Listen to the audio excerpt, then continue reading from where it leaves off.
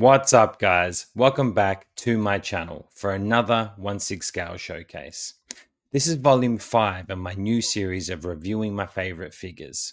Now, in these videos, I'm going through my collection randomly to take some time to appreciate each piece and zoom in on all the details.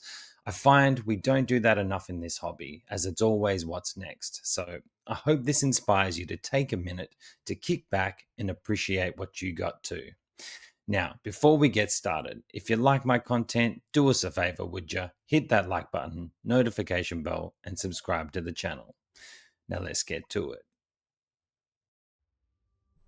First up, we have the newly released Hot Toys James Bond Commando outfit, representing his final two looks from the film No Time to Die, Daniel Craig's last outing as James Bond. I tell you what, guys, I've been waiting, hoping and praying that someone would get the license for James Bond for a long time now. And funnily enough, before Hot Toys announced that they got the license, I was actively looking at custom artists who were making Daniel Craig sculpts. I love all his films as Bond, so the fact that Hot Toys have released this and announced the Tux version from the film as well, it's like Christmas for me. I can't wait to see what they announce next. Now, in typical Hot Toys fashion, they haven't quite got the body proportions right in my opinion, making him look a little too narrow shouldered and small up top.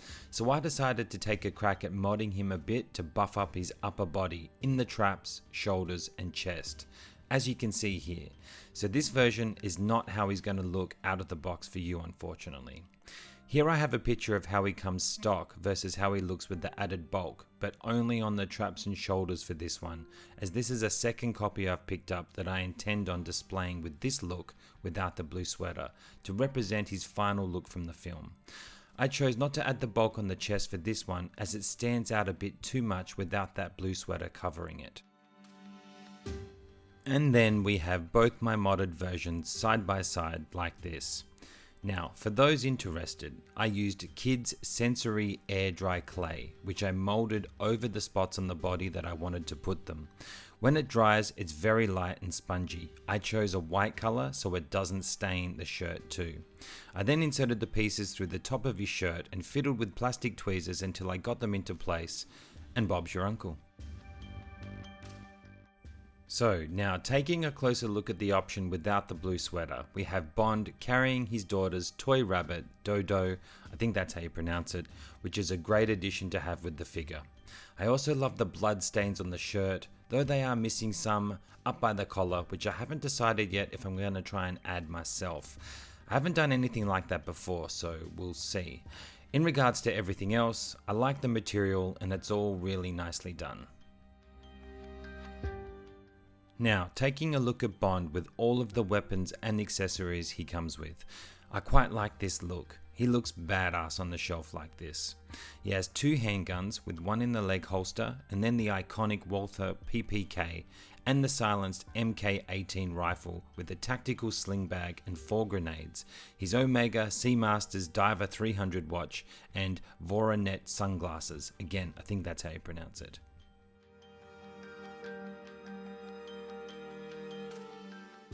Lastly, let's take a look at this amazing head sculpt. I see Craig from pretty much everywhere.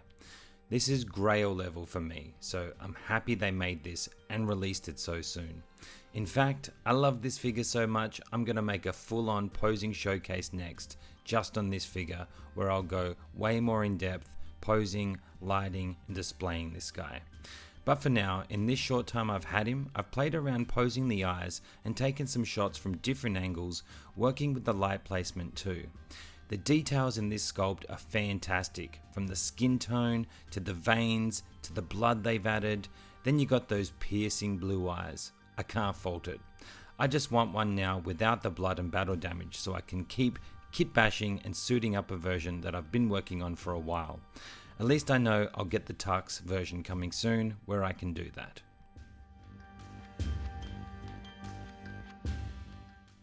Next up, we have the Hot Toys Iron Man Mark IV from Iron Man 2, along with the Kit Bash Tony Stark that I've made using the head sculpt and the accessories that come with the Mark IV release.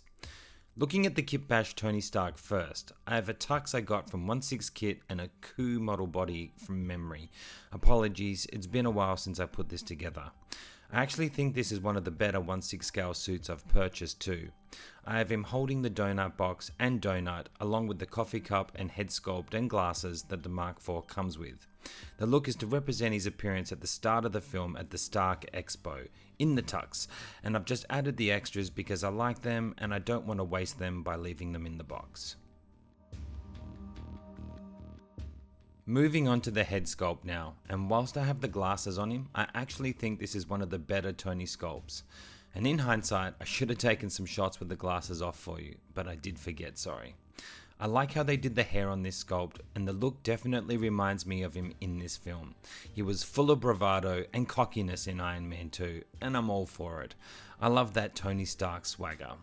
For an older figure, they did a great job on this one. Okay, now taking a look at the Mark IV. Here I have him in an aerial hovering pose, as this is how I have him posed in my current Iron Man display. I love this suit design. This is still one of the best looking Iron Man armors in my opinion. It's everything from the legs to the hips and waist, the streamlined ab section to the muscular looking chest and shoulders. This guy looks fantastic. I probably prefer it over the similar Mark VI purely because of the chest piece design. This guy is a grail in the collection, so much so I also got the quarter scale version with the gantry, which is a centerpiece of the new Iron Man display I'm building. You'll see that in the upcoming room tour. Next up we have the Hot Toys integrated suit from Spider-Man No Way Home, with one of my copies having a neck cover and head sculpt that comes with the red and blue final swing suit Spider-Man. This suit is pretty divided between fans from what I can see, but over time it's grown on me. It's basically the red and black suit that Peter made in Far From Home, which is one of my favourite looks for Spidey ever, with gold enhancements representing the nanotech he gets added to it in the film. The texture of this suit is really nice as well, and there's lots of intricate detail all over it.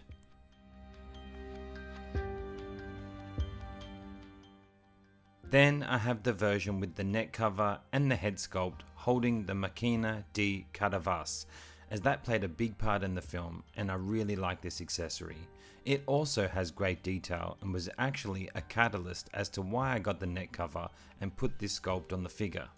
I knew I wanted to display him holding it just like this. Starting with the masked head sculpt. It's good. It comes with multiple eye plate switch outs, not much different from the other Tom Holland mask sculpts to be fair. It's solid. Then we have the epic 10 out of 10 sculpt that comes with the red and blue suit which I have on this guy. I have two of these, so one for the figure it comes with and one that I could use for this guy. Yes, I know I'm insane. As you can see here, the neck cover isn't a perfect match in regards to skin tone of the head sculpt, but honestly, when it's on the shelf and you're looking at it under the lights in that format, you can barely tell at all. So for me, the benefit of having it on it far outweighs the negatives. I've said it before and I'll say it again, the neck cover adds more realism to these older Tom Holland figures because the way it comes stocked never looks good to me, never looked right on the sculpt. There was no neck and it just looked weird. This looks much better in my opinion.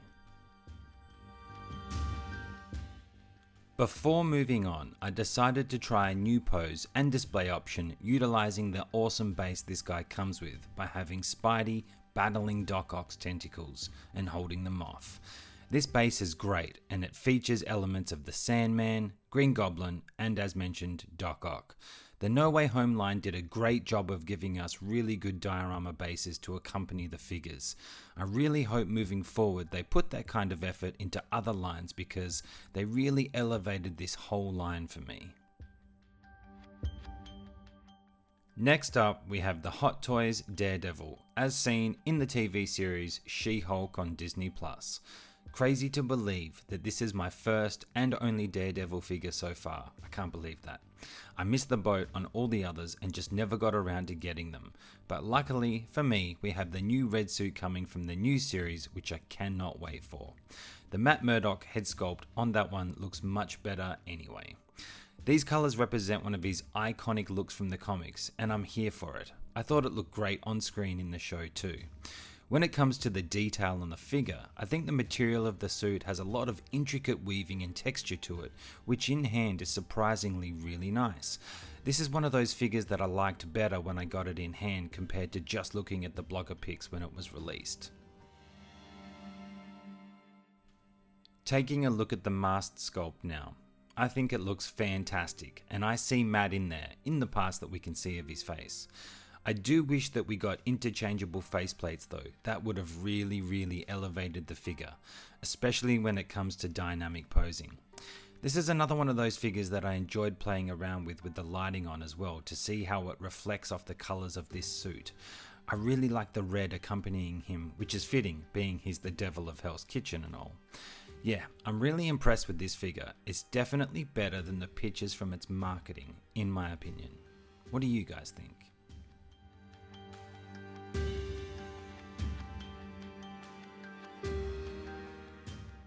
Before I move on, I had to try a pose as I haven't posed him since getting him, so I grabbed this gargoyle base that comes with the Thunder Toys Spider-Man figure, as I feel posing him with it really is fitting.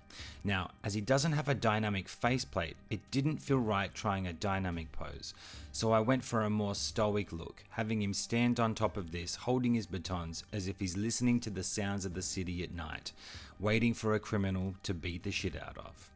He's actually got great mobility too and can pose really well, especially in the legs and arms. Not so much the torso, but definitely in the legs and arms. It's the type of material that unfortunately I think will crease over time, but if you don't care about that, you can go wild. I didn't want to get too crazy personally. I'm happy with how he looks like this, and I will consider leaving him like it in the display if I can fit it where I want to have him. Next up, I have a suited body from Topo Studios that I've used to accommodate the Matt Murdock head sculpt that he comes with, which is most likely now going to be a placeholder until the newer, better looking sculpt comes out. This one's okay, but it's not the best. The newer sculpt definitely is going to look better on it, I think. In regard to the suit and body, it's also okay. It's not the best effort, I think. Not sure how I'm going to pose him yet either, but I do want to pose him in a way to fit in with the Daredevil section of the display I'm building, as I want to showcase the head sculpt that he comes with as part of Matt Murdock being a lawyer. The Daredevil suit really needs to have the mask sculpt on it, as I think that's a more iconic look. Next up, we have the Hot Toys Amazing Spider-Man from the Amazing Spider-Man 2 2.0, but really re-released because of his appearance in No Way Home. I'm pretty sure there was a licensing issue with that, but either way, I'm happy they did it. Andrew was great in No Way Home, and he had a lot of highlight moments in my opinion, from his entrance when he meets Ned and MJ, to when he says, "I love you guys," and the tear-jerking moment when he saves MJ. Man, that was pure greatness. This figure is great as well, all but the head sculpt, which looks too young in my opinion, and why I didn't bother showcasing it in this. Now, here we have the Lizard base from the No Way Home line, and again, I'm here for it. While it would have been great to get a figure of him, to be fair, this is all I need to represent him from the film. It allows me to have him represented and allows me to pose up Andrew with him, albeit vertically in an action pose in the display. All the details are well done as well, and I love the pose he's in. And here's an example of how you can pose Spidey with him in an action pose, both fighting and battling for the antidote. This is one I did for my No Way Home posing video. If you haven't seen that, go check that out after this. And it's one I could see myself using long term in the display to highlight both characters. For the purposes of my photography, I've edited out the flight pole and I have the antidote stuck to Spidey's hand with blue tack, FYI. If you want to see where the flight pole is, go check out my No Way Home posing video. Next up, we have the Hot Toys Electro, also from Spider-Man No Way Home. Another fantastic piece from the No Way Home line. I like that they changed up Electro for this film too. It didn't bother me in the slightest. He had some funny moments as well. I love that line when he asked Peter if that was his Lego. That was classic to me. It was cracking me up. For the figure itself, I actually like this look better too. A more normal look with the attachments that allow him to use his electrical powers, and I don't care that it's Stark Tech, it all works for me being a big Iron Man fan that I am. When it comes to the plastic electric looking pieces though, they tend to look a little toyish, but again, on the shelf, depending how you use them, it really doesn't bother me. I don't mind him like this, but I also like the head sculpt and I like to showcase that it's Jamie Foxx, as I think they did a pretty good job with it. Speaking of Jamie Foxx, let's look at the head sculpt here with the electric pieces on it. I do really like how you can see his eyes through the slits there, and for photography, it's fun to convey that look depending on how you're posing him. Overall, I think they did a great job with it. It's something different having his mouth open like that. I do wish though he was made with rolling eyes. It's such a shame. Looking back at these older figures that didn't have rolling eyes, now knowing that we can have rolling eyes all the time, it would have really elevated this guy being able to have him look in different directions. It just adds way more variety when posing. Okay, now let's take a look at this setup I made using Andrew and his main villains. Now I did this for my Spider-Man No Way Home posing showcase. Again, I've edited out the flight poles for the sake of my photography. This is a vision I have for a permanent display option using these guys. Only problem is, it's a massive space eater. Lastly, let's take a look at the Spidey pose. I think this may be my favourite pose I've ever done with Andrew. He actually articulates really well and you can hit some really cool poses with him if you dare to push the figure past most people's comfort levels. I've since taken him out of it, no damage thankfully. Now depending on how I build my final display, I may choose to set him like this and leave him as a set and forget. But we'll see. Next up we have the amazing Hot Toys Iron Man Mark 50, as seen in Avengers Infinity War. Still to this day, one of my favourite movies and cinema going experiences ever. I still remember the barrage of epicness inflicted on us in that first viewing. When it ended, Lani and I were in shock, thinking how painful it was going to be to have to wait a year for Endgame. This suit is still one of my favourites as well for many reasons. One, I like the sleek alien look it has, and two, all the firepower it has. It really is the suit that he kicked the most ass in, and luckily for me, Hot Toys gave us an accessories pack with all of the attachments, so you can recreate nearly all the looks he had when he manifested all the different weapons. The figure as well allows you to detach both forearms and both lower legs to accommodate for this, which at first is scary trying to pull them off, but when you get the hang of it, it's actually pretty easy to be fair. Now, for my kitted out version, I have him with one of the leg clamps on the right leg, his lobster gun on the right arm, the left arm holding the energy shield that he used to hold off one of Thanos' attacks, and then his flight thrusters on his back, which I think looks sick. I've had him like this for a while and will most likely keep him like this for a while too, as I haven't grown bored of this look. In fact, this is one of my favourite display choices for this guy.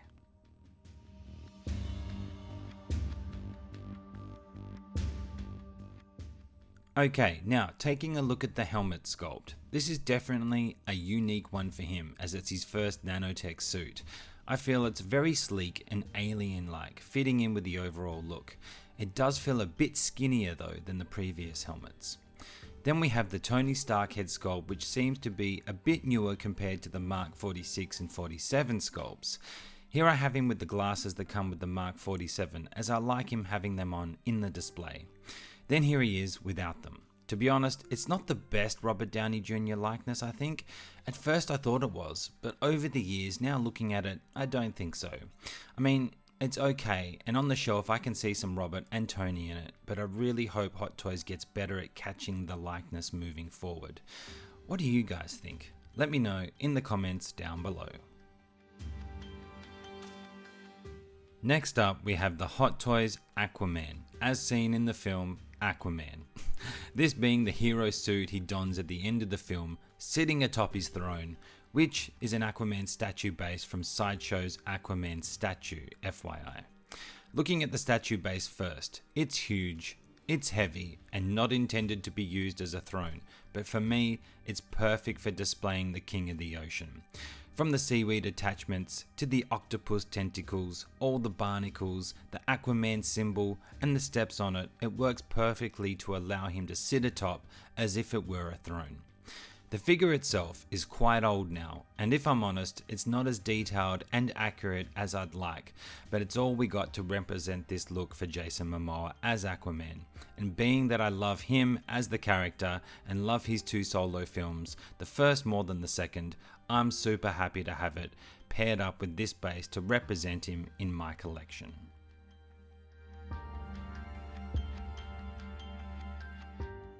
Now, taking a look at this sculpt, as mentioned, it's a bit old now, but I see Momoa in it. Not 100%, but from some angles, I still see the resemblance. I do wish we could get an updated version of this figure by either Hot Toys or in art with rooted hair though. I think that with an updated body to really capture how awesome he looked in the green and gold suit would be fantastic. But I won't hold my breath. Like this, as he is, this is a set and forget pose for me. I've had him seated like this for a few years now, so I shudder to think what would happen to the material in the hips if I were to move him now. Then, to finish up, here he is with some Photoshop work I did a while back, trying to capture him as if he's underwater, ruling over his kingdom. Okay guys, to finish up this video, let's look at the very first Hot Toys figure I ever purchased. The Optimus Prime Starscream version. This is the piece that started it all for me. The first hit that got me hooked and started my addiction. Without who, I probably wouldn't be making YouTube videos either. I grew up watching Transformers and had many Transformer toys as a young boy, but as life progressed I'd lost touch with my inner child and for many years forgot about my love for collecting and creativity, until one day I saw this guy sitting in the shop window and boom, I didn't know why at the time, but I knew I had to have him. For a very old figure, I still think it's fantastic. Now, that may be nostalgia talking, but it has great articulation and really nice detail and paintwork, not to mention the old school OG look he has, which is my absolute favorite. Now, let's take a look at the Starscream wings that this guy comes with. Starscream being one of my absolute favorite characters from Transformers as well. I think I always liked him because I love fighter planes, and I liked how he was such a punk, because he was funny. So having these come along with this was another reason that made me want to get it originally. And still to this day, I love how Optimus looks with these on. They are massive, and they articulate really well as well, and have really good battle damage and paintwork. Overall, I think it looks great on him. Moving on to the opening up chest where you can see the matrix of leadership and the head sculpt. Now, I love that the chest opens up and you can see the matrix of leadership. It does light up, but for the purposes of this video and not having batteries, I've lit it up in post by editing the lights in. Now, the head itself I think is on the small side a little bit, and it doesn't move too well, but I do love the design. I think it looks amazing and it brings back all the memories, brings back all the feels. I love me some Optimus Prime. This guy I think will forever be in the collection. 1, because I grew up loving Transformers, and 2, it was the first piece that got me back into collecting and spurred my photography journey and my YouTube journey. So yeah, this guy, he's very special to me. And that's it guys and girls. I hope you've enjoyed this video and maybe got some inspiration for your own displays. Volume 6 is coming soon, but before we do that, I am releasing a whole video dedicated to the Hot Toys James Bond Commando outfit from No Time to Die. I'm looking forward to playing around a bit more with that one and showing you what he can do. I thank you all for tuning in, and if you haven't already done so, do us a favor, would you? Hit that like button, notification bell, and subscribe to the channel. But for now, until next time, I'm out.